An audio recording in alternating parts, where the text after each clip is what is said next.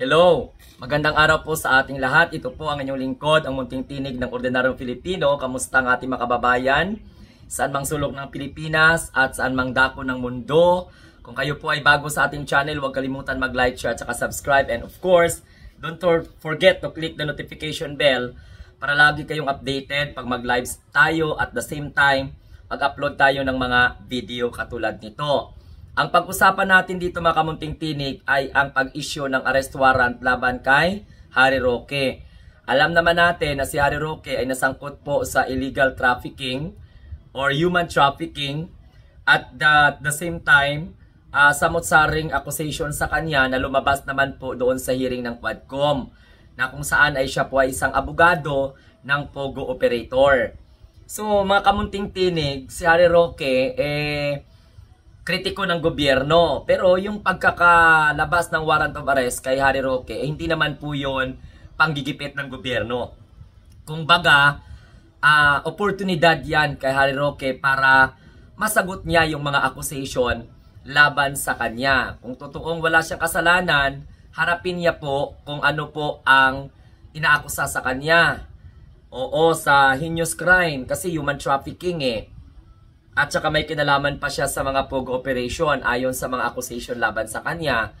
So, hindi akalain ni Harry Roque, despite of his discontentment, lumabas itong arrest warrant sa isa sa mga korte dito po sa ating bansa. At alam naman natin na si Harry Roque ay nandoon po sa Netherlands.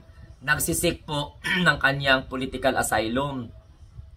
Kung ano-ano man dyan, basta hindi pa lumabas ang desisyon ng asylum niya at hindi daw po siya pwedeng umuwi hanggat hindi pa natapos ang application ng kanyang asylum. Mga kamunting tinig, ang dami na pong mga nagsasabi na dapat harapin ni Harry Roque ang accusation laban sa kanya kasi pag hindi niya harapin, guilty siya. Okay? Kasi pag hindi niya harapin yung mga accusation, ano naman ang kinakatakot ni Harry Roque? Kung talagang wala siyang kasalanan, mapapatunayan yan sa korte na wala siyang kasalanan. Dahil ang burden of proof ay nasa prosecution. Ang hindi ko lang talaga maintindihan kung bakit po palagi pong ginagamit ni Harry Roque na ang political persecution. Di naman political persecution ang kinasangkutan niya. Ebidensya naman ang pinagbabasihan. Dahil dami pong mga lumalabas na mga issue na kung saan nag-imbestiga ang Quadcom. Paano inuuna pa ni Harry Roque yung kaso ng iba? Salita siya ng salita tungkol po sa impeachment ni Sara Duterte, tungkol po sa kaso ni Rodrigo Duterte sa Dahig, samantalang yung sarili niyang kaso dito sa Pilipinas ay hindi niya po pinag-iisipan, hindi niya hinaharap.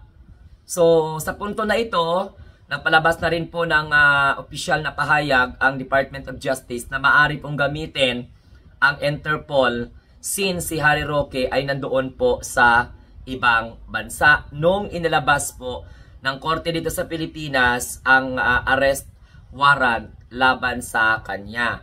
So abangan na lang natin yung mga development kung ano yung gagawin at gagawin na hakbang ng Department of Justice para sa lalong madaling panahon mapabalik dito si Harry Roque sa Pilipinas upang harapin ang kanyang mga kaso. Heinous crime gaya ang kinakasangkutan ni Harry Roque. So, since heinous crime po yan, mga kamunting tinig, okay, so mahirap-hirapan siya. Pwede naman siya magpiyansa.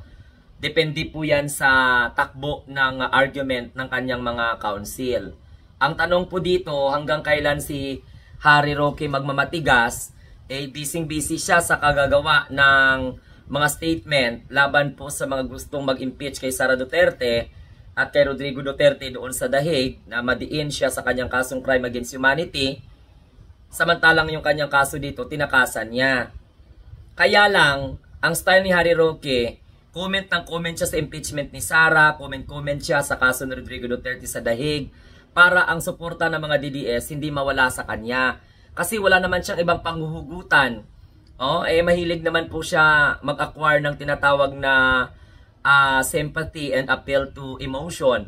So kailangan ni Roque magpalakas or magpabida-bida, magpapapel sa mga sumusuporta kay Sara, sumusuporta kay Rodrigo Duterte para hindi mawala yung kanyang pinaghuhugutan ng lakas ng loob. Kasi yung mga fans niya, sa pagla-live niya, mga ano yan mga Duterte diehard supporters yan. Tsaka napapakinabangan pa siya ng mga vlogger ng mga Duterte kasi syempre sa mutsaring mga salita, mga unsolicited advice, yung ginagawa niya sa kanyang live streaming. Pero ang pagkaka-issue sa kanya ng arrest warrant, wala pong kinalaman ng gobyerno doon dahil unang-una, siya naman talaga ang iniimbestigahan at hindi naman po gobyerno ang kalaban niya, hindi naman siya kinakalaban ng gobyerno. Kaya lang, lumalabas na ginigipit dahil yun ang kanilang mga orientation sa kanilang mga taga-subaybay. Yun yung mga palaging sinasabi ni Harry Roque sa kanyang mga live streaming. Parang may mga saltik nga, di ba? Yung politically persecution. Kahit nga si Panelo nakaalyado ni Harry Roque. Nagsabi na nga, harapin niya yung kanyang kaso. Kasi pag hindi niya harapin, tama ko mali, at pag hindi mo harapin yan, anong sabi ni Panelo, guilty ka. So para mawala yung agam-agam ng mga tao na talagang ikaw ay sangkot sa illegal na operasyon ng Pogo, oo, at saka ikaw po ay talagang pinipolitically persecute ka, ilaban mo yan sa korte. No? Kasi ang burden of proof, sabi ni Panelo, nasa prosecutor man. Pag hindi mapatunayan ng prosecutor yung mga accusation, edi acquit si Roque o di kaya absuelto siya sa lahat ng kanyang mga kaso. So yung paglabas ng warrant of arrest, yan ay pinagbibigyan ng oportunidad si Roque na harapin niya.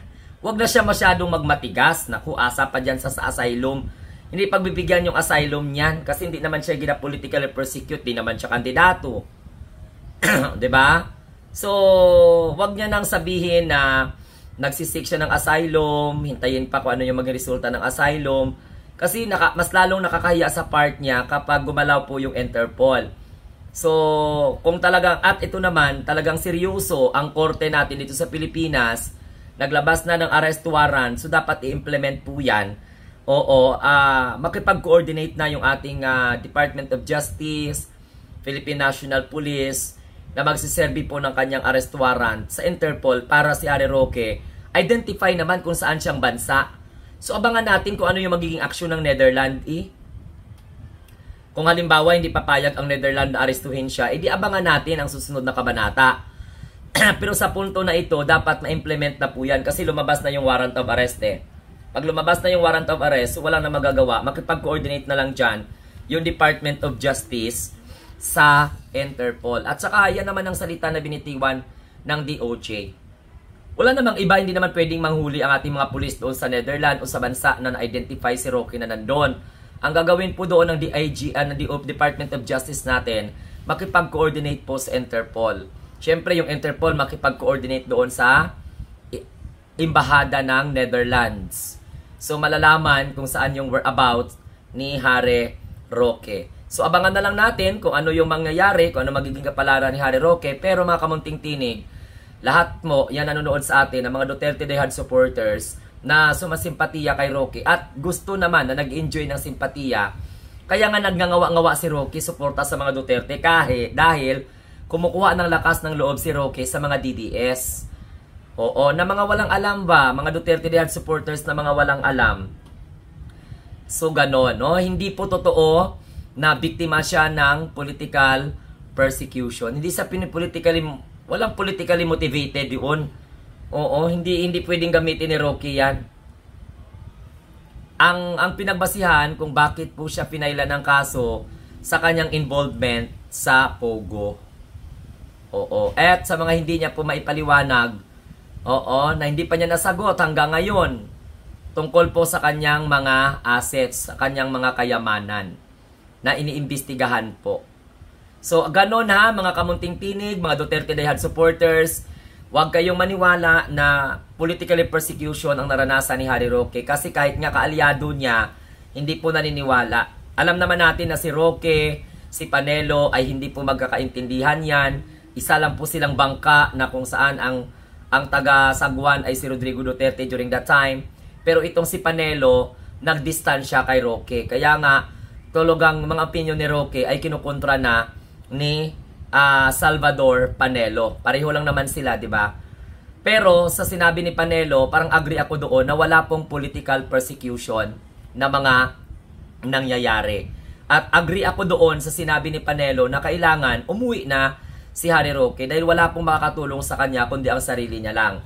At saka labanan niya yung mga ebidensya na sinasabi ng prosecutor na nagdidiin or ng investigation na nagdidiin sa na may kinalaman siya sa human trafficking. Take note, ang krimen na kinakasangkutan ni Harry Roque ay heinous crime po yan. Abangan natin kung halimbawa mahuli siya ng Interpol o kusang lalabas ng lungga si Roque at babalik ng Pilipinas. Alam mo, isa pa dyan sa nagpapalala sa situation ni Harry Roque, yung mga advices sa kanya ng mga nagmamagaling na mga vlogger, ng mga kaalyado niya. Siguro si Maharlika nag-a-advise na huwag kang umuwi kasi ganito-ganyan ang mangyayari sa'yo. Pero dapat talagang umuwi siya, harapin niya dahil yan lang ang oportunidad para mapatunayan niya na hindi siya sangkot sa heinous crime na inaakusa sa kanya at wala siyang dapat itago, no? Pwede niya namang i-correct kung ano yung tawag nito, assumption niya or perception niya about sa government. Pero klaro po, ang karapatan ni Roque ay hindi po ginigipit. Mantakin mo, matagal na siya sa Netherlands, balaya siya, kakabati ko sa gobyerno. Wala tayong magawa. Lumabas po ang warrant of arrest mula po sa isang branch ng trial court dito sa atin. So, that will be a basis for Harry Roque na pag-isipan niya ng mabuti yon. Makakatulong pa siya sa bansa kung uuwi siya at patunayan niya sarili niya na mali yung mga accusations sa kanya. He is innocent until proven guilty nang naman. Ang importante dyan, masagot lang naman ng mga abogado yung mga paratang sa kanya. Nag-overacting lang itong si Harry Roque kasi gumagawa siya ng eksena, nagpapalapad ng papel sa mga Duterte, sausaw ng sausaw sa kaso ng impeachment ni Sara, sausaw ng sausaw sa kaso ni Rodrigo Duterte sa The Hague, pero yung kanyang kaso hindi niya hinaharap. Noon, pwede pa siyang magmamatigas kasi wala pang arrest warrant. Ngayon, kung may arrest warrant ka, walang pakialam ang arrest warrant, guilty ka man o hindi guilty. As long as na may arrest warrant ka, doon mo na patutunayan na guilty ka o hindi guilty sa korte. Ang arrest warrant ay isang proseso para po mapasuko o mahuli ang mga suspitsado. Si Roque ngayon suspect. So pag once na hindi pa siya lalabas, di mapipilitan ang Department of Justice na makipag-coordinate sa Interpol at para kung di pa din mag-satisfy doon na maglalabas na ng wanted, notice of or red notice or diffusion. Okay? So mga kamunting tinig yan lang. So kay Harry Roque, sana pag-isipan mo ang advice sa iyo ni Panelo o lumabas ka na dyan sa lungga mo, bumalik ka na sa Pilipinas, sarapin mo yung kaso mo, patunayan mong mali yung mga accusation laban sa iyo para naman sa ganon, hindi masayang yung pagiging abogado mo.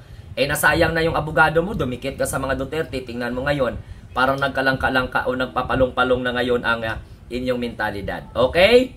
So, sa mga sumusuporta kay Harry Roque na mga Duterte Dihad supporters, huwag nyo nang kampihan si Roque dahil unang-una, ginamit kayo ni Harry Roque para sabihin ng mga taong mga uto-uto na marami pang sumusuporta sa kanya dahil grabe ang sakripisyo niyang pagtanggol kay Sara at pagtanggol kay Digong. Alam niyo, kahit alam ni Harry Roque sa sarili niya na mahirapan siyang ipagtanggol si Sara, mahirapan niyang ipagtanggol si Digong, ginagamit niya na lang yan na strategy para hindi mawala ang suporta niyo sa kanya, mga Duterte diehard supporters na mga uto-uto at mga tanga dahil nagsasakripisyo sa kakasalita favor sa mag-amang Duterte.